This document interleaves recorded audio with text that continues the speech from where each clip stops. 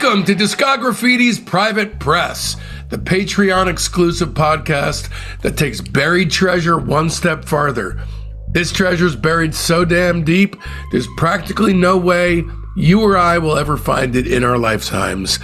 Not at least in its original iteration. And so that's if music is your thing, and I mean, for Christ's sake, look at us, of course it is, then you're not going to experience any more value for your listening dollar than with this series. One thing we can all agree on in here, our favorite dessert is definitely mint, but we'll settle for near mint in a pinch. I'm Dave Gebrow. And I'm Paul Montgomery Major. Is that really the thing? That's the thing. That's pretty fucking cool, that thing. In this episode of The Private Press, we'll be lifting the lathe on the we don't even know how many copies were made of Stonewall's eponymously titled 1976 Private Press LP, and I'm going to just say it, and masterpiece. You know what? Usually we talk about and kick around ideas of things to talk about, but we didn't do it for this one, and I'm glad we didn't. We get to organically find it.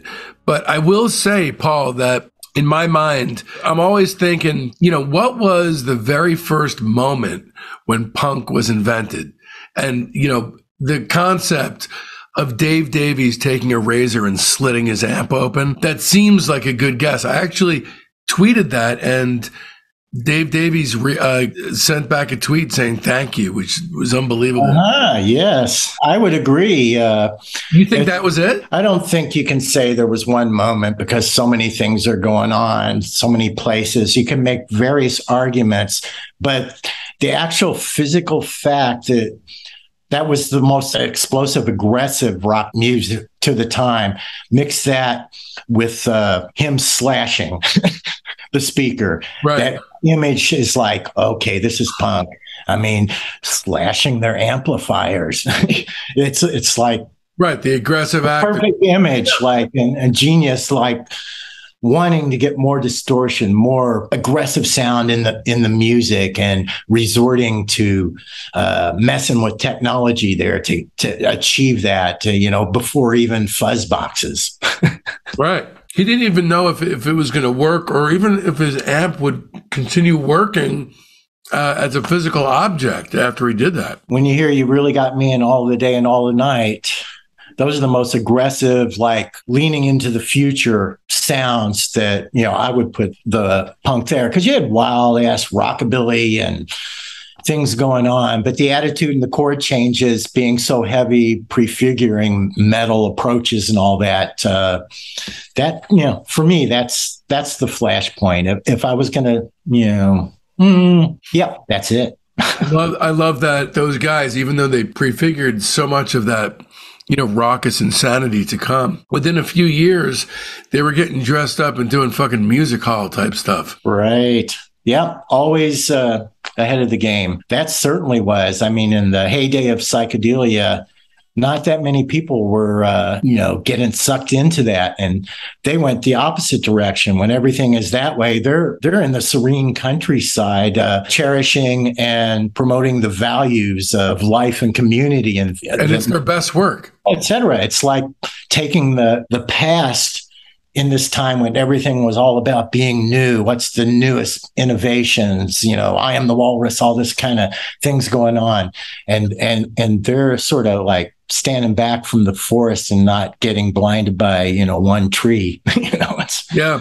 And what it did is it made them forever a cult band, because when you start singing about Village Greens, no matter how good the music is, the message is completely lost on America, especially after that recording ban that they picked up in '65. They forever consigned themselves to the same record bins that we're talking about here on The Private Press. That's right. In fact, that's how I got the early Kinks albums. They were all cut out deletions because they had those hits, and then some years later, and soap opera, Schoolboys in Disgrace. That's after my time with the band. I got all of the early Kinks albums up through Face to Face in cutout bins for like 50 cents sealed in Kmart near my house. Yeah, and they were banned from the U.S. They disappeared, over here until the comeback with Lola. But I mean, Face to Face is when it all, as far as them being an album band, one after the other after the other. It just is nonstop.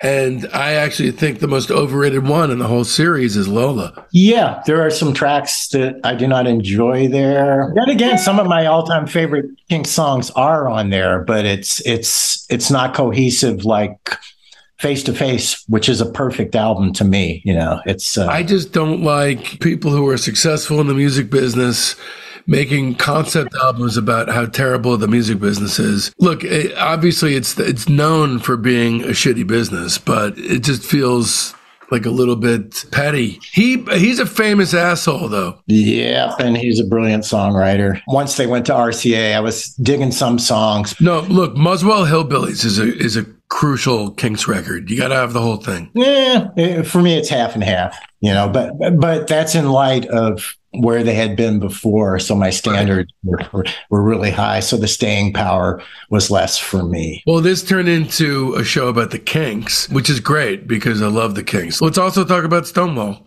Yeah, I think we should shift gears now into Stonewall. And I think the crucial thing to put up front is how this album came to be. Talking about the tax loss label, Morris Levy. Go for it. Just go for it, man. It's a major record. It's a huge record. It is the crown jewel of the tax loss LPs.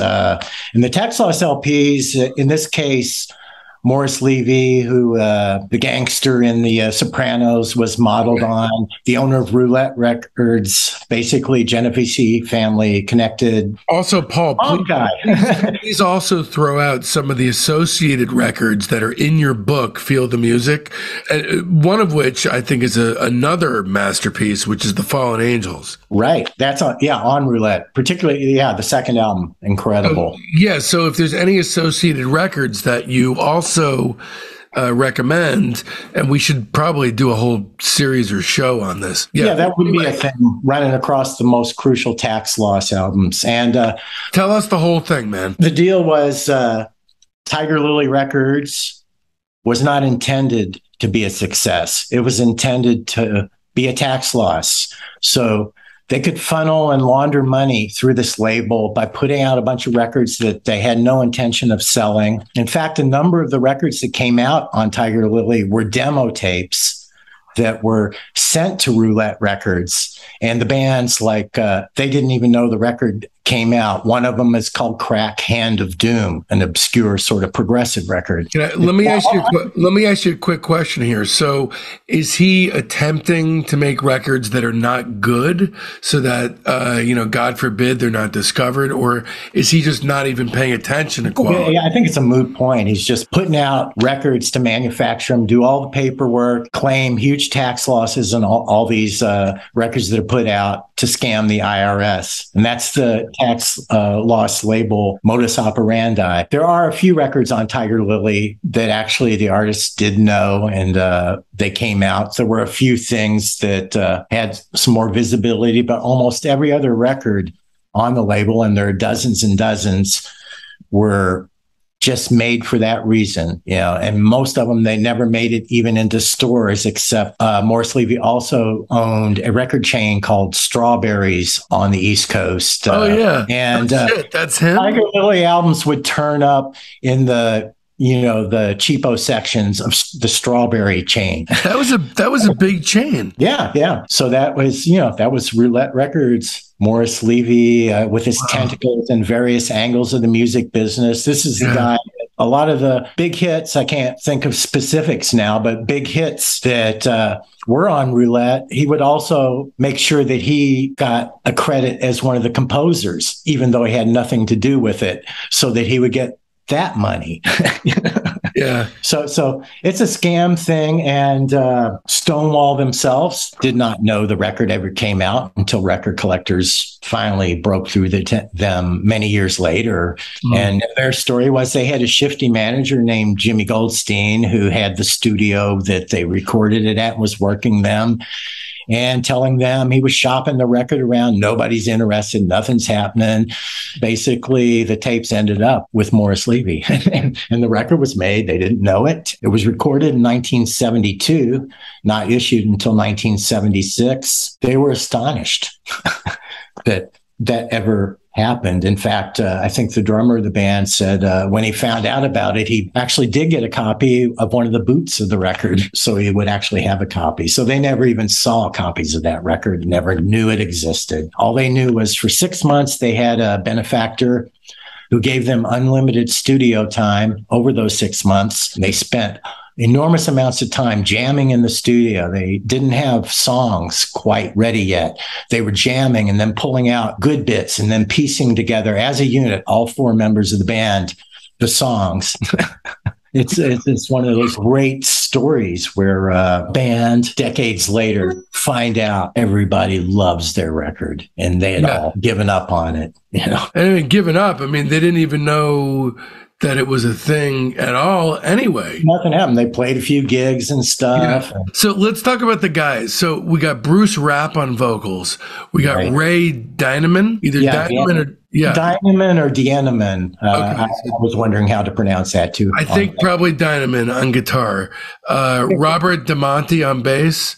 And Tony Assalti on drums. It's a very valuable record. So you said in your book, which your book is freaking amazing, Feel the Music, The Psychedelic Worlds of Paul Major. You got your copy for $2,000. No, sold it for $2,000. Actually, I should talk now about how I got it, because that is one of those record collector detail things. Do it. I got this record. This was when I was getting boxes from all over again. And right when I was typing up a catalog, going off on my trip, I had all these records and I wanted to get as many in as possible. And I had gotten this record in a trade, most likely from somebody. And it was sitting there. And so I put it on a little bit.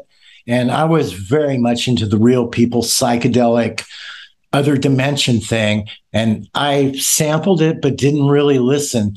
And I know my mind was thinking, oh, okay, this is hard rock. This is not my bag at the time. So I put it in one of my catalogs for $60 set sale. Then the catalog went out. And then as the catalog's in the mail, I'm thinking, I better recheck a couple of records, here and there. The catalog starts hitting. Nobody's asking for the Stonewall. And I put it on, giving it its time, and then realized, oh man, this record is a monster. I just was not in the frame of mind when I played it to realize it. I jumped the gun and said to myself, I'm so glad somebody didn't buy that record.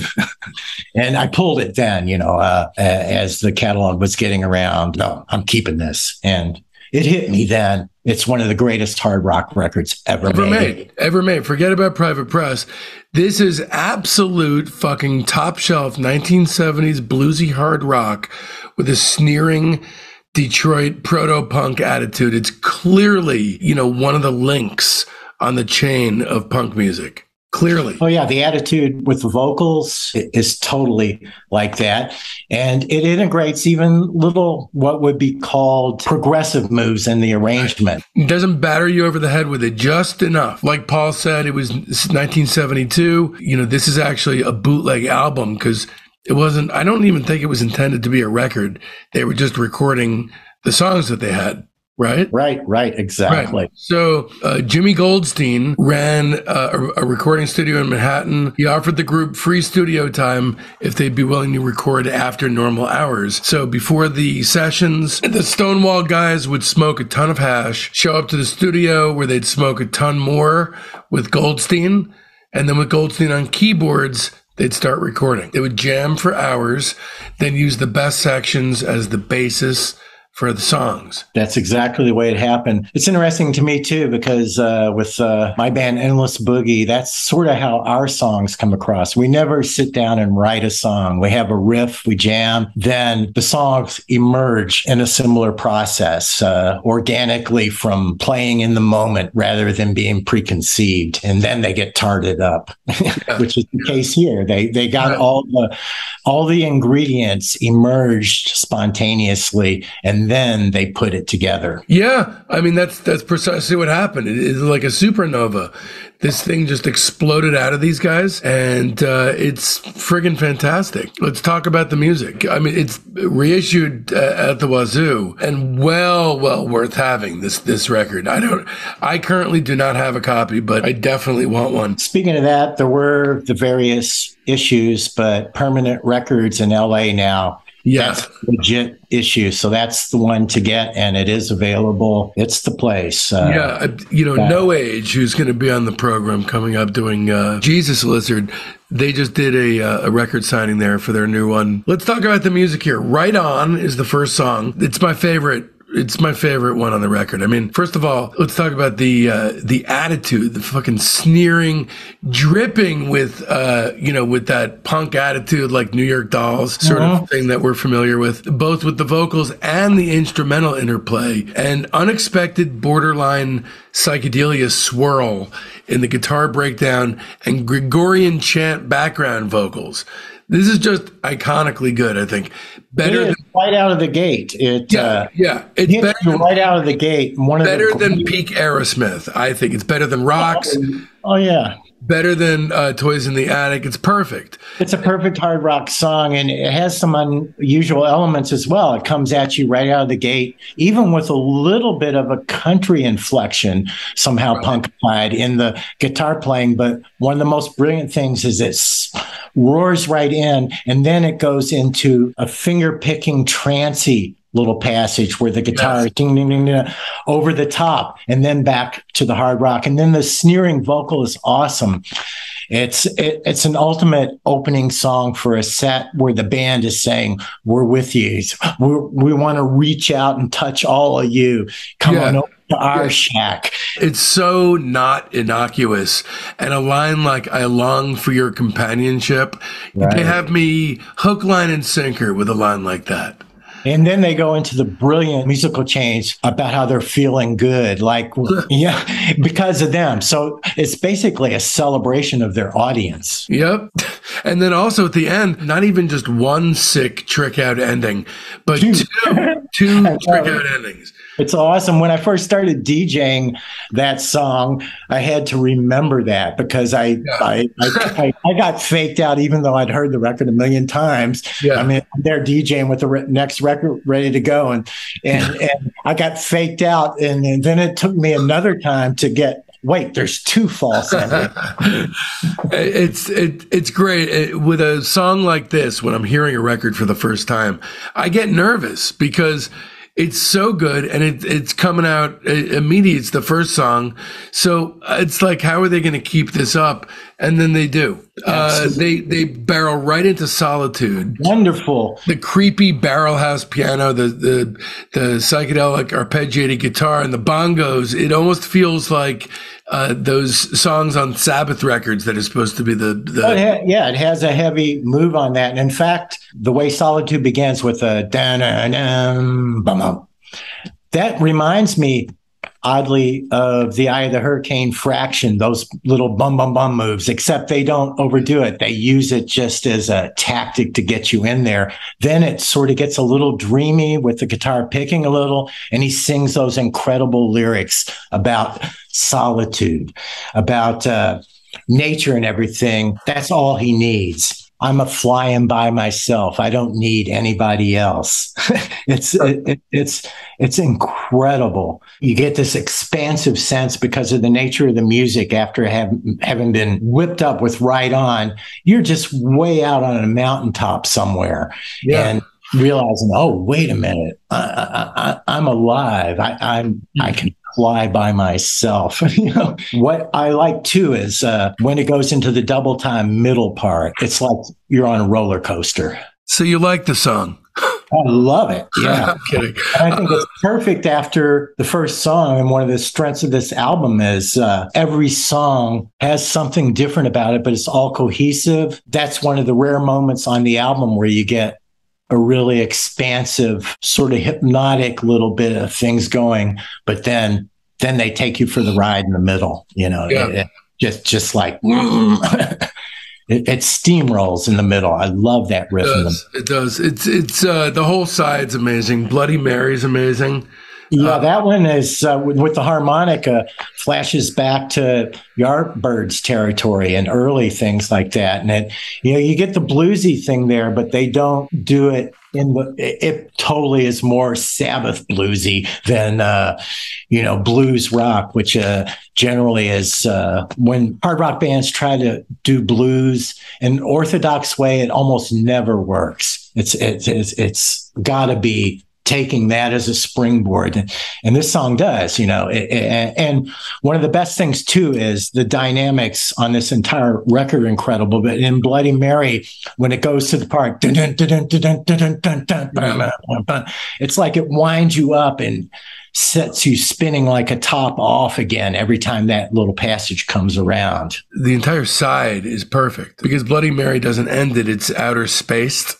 Yeah, that's my favorite track, if I had to pick one. I keep coming back also to the drumming. There's so much attitude in the drumming, right down to the studs. This album is just glad to be alive.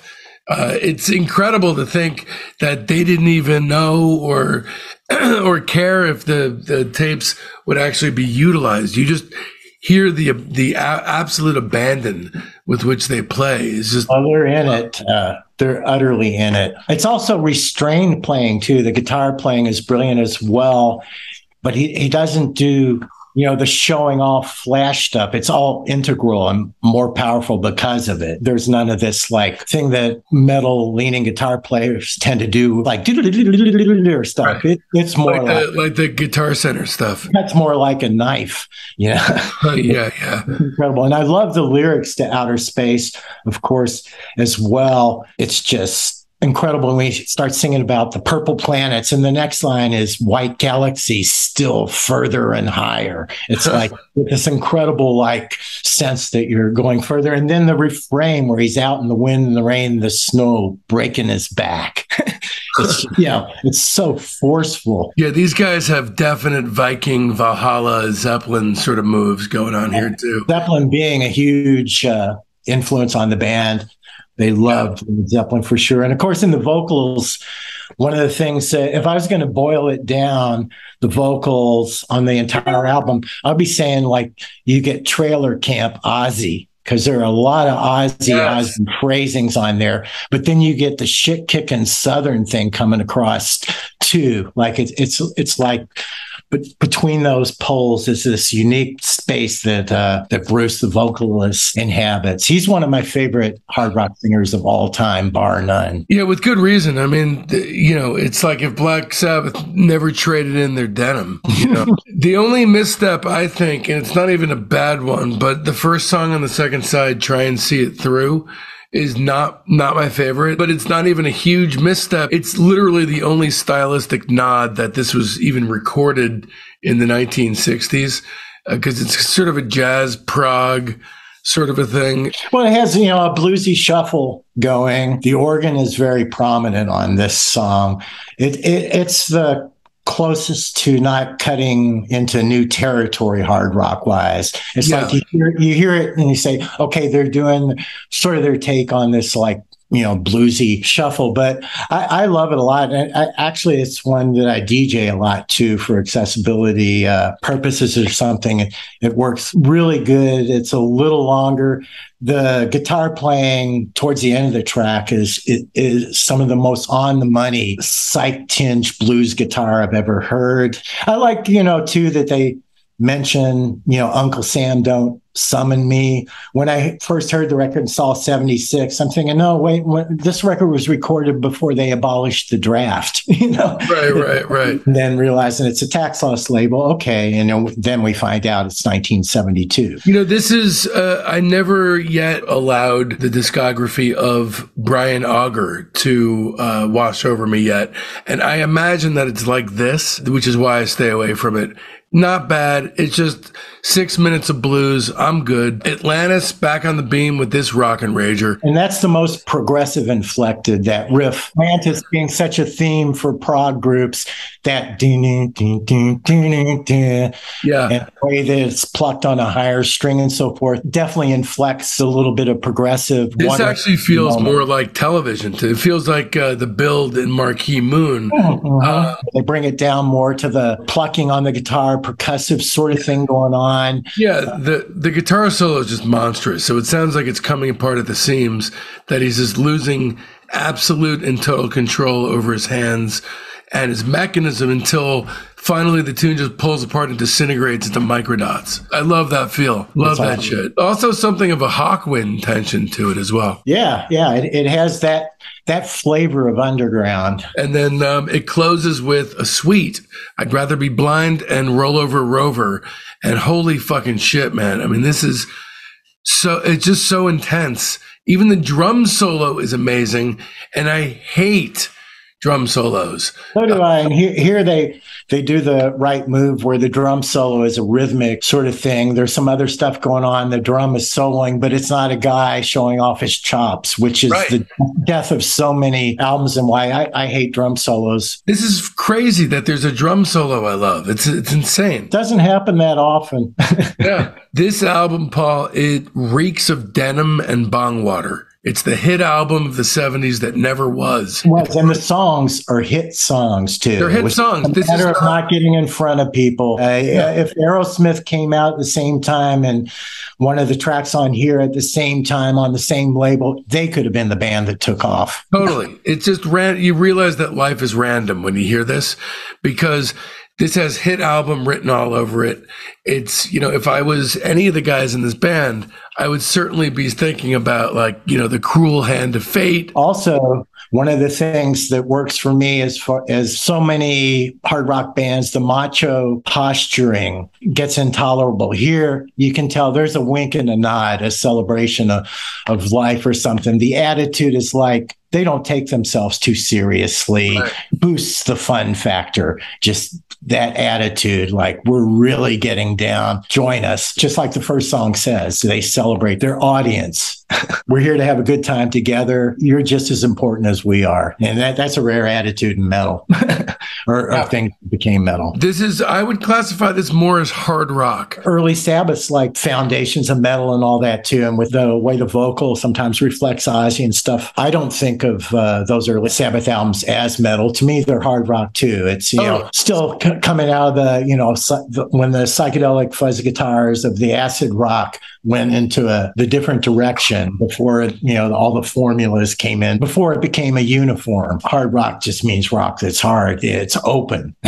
And so to me, I can't think of a hard rock album I enjoy more than this. And that includes all the famous ones and the unknown ones. Agreed. If you're a hard rock fan without a stomach for the obscure, because you really could only give two shits about what they play for you on the radio, you still, in all likelihood, will fall in love with this record. It's just stupidly good with crossover appeal dripping from its pores. Literally, probably the only human being who could have stood in their way from achieving massive success was the guy who put the record out, Morris Levy. So what are the odds, really? Don't get it twisted. This is not a private press masterpiece. It's a masterpiece. Plain and simple. Truly. 5 stars. Same thing. 5 stars. This fucking record is worth $14,100. Yep. That copy sold 7 or 8 years ago. I remember Academy Records in New York, Mike there. I had come across a copy somebody had found and turned into the store up in New Hampshire at a junk barn or something. And they got in touch with me since they knew I had the copy way back. So I was kind of, the guy that had it when only a couple people knew of it, which I only know because I was looking through old want lists, and before my turning on to the album, the name was on a want list out of Germany. So somebody knew about it before then that was looking for it. Over the years, since I got the copy I mentioned that came in the trade box, I think you can count on one hand the number of copies that have ever turned up. And I authenticated the copy because by the time Academy had come across that copy, there were, counterfeit repro trying to look like it. So I'm going to say it, Paul. There's no other record in your entire book that I'd feel more confident giving to people, expecting them to love it. I think so. If you don't like it, it means you're not. It means you're a worthless piece of shit. Basically, or yeah, it means you got your blinders on, because this album just makes it's life affirming. If you hate this record and you're listening to this show, something somewhere got fucked up. You should not be listening to this show. Yep. So go get it. Go listen to it. Go eat it. Do whatever you got to do to get it inside you, whether it's through your ears, your stomach, it doesn't matter. These guys, I would love, we will have a great episode with whomever is left from this band on the show. We give you our word on that. Paul, any last thoughts on one of the greats? Just a little tidbit. I was way into the record. I eventually was involved with making a repro back in 1992 or 3. And after I did that, I had a really one of the heaviest collectors I deal with, a guy down in Texas, was after me for the album. And me being a channel rather than I have to keep everything like a butterfly collector, he offered me $2,000 for it way back in ancient history in the 90s, which was monster money, as big as any of these records had gone for then. So I took it, and it currently resides. He lived in Corpus Christi, Texas, which is hurricane prone. So this collector named Ashley Johnson built a bunker in his yard, underground waterproof bunker in concrete, to put his rarest records in. That's where the original acetate of Cold Sun resides. He's the owner of that, the only copy of Cold Sun Dark Shadows. So this record's so heavy, the person who has it built like a nuclear bomb-proof bunker to keep. That's awesome. Isn't the Golden Dawn residing in a similar sort of a thing? Well, it's interconnected with the elevators and the Cold Sun and so forth. But no, I think Golden Dawn resides in a, like a flood-proof sort of a thing. There's a similarly compulsive collector behind that record. In any case, Stonewall, definitely it would be on my wish list to get a copy of this thing. It's absolutely amazing. I want to thank Paul from the bottom of my tushy for a monster addition to my fount of knowledge about music, and for the guys who A, had no idea that they were making a seminal masterpiece, and then B, that they actually went ahead and created this thing. It truly is a magnificent piece of work. In every way. As I get older, decades later, the records that stick with me the most tend to be things like New Dawn and so forth. Not that many balls-ass hard rockers do I ever think I'm going to get tired of this someday. Every time I play it, I get the same excitement I got when I first realized how brilliant it is. So it's the ultimate keeper. It's the hard rock album you will never get tired of. Thank you so much for lifting the lathe with us on this seminal slab of Tunalalia here at Discograffiti's The Private Press. We'll see you next week.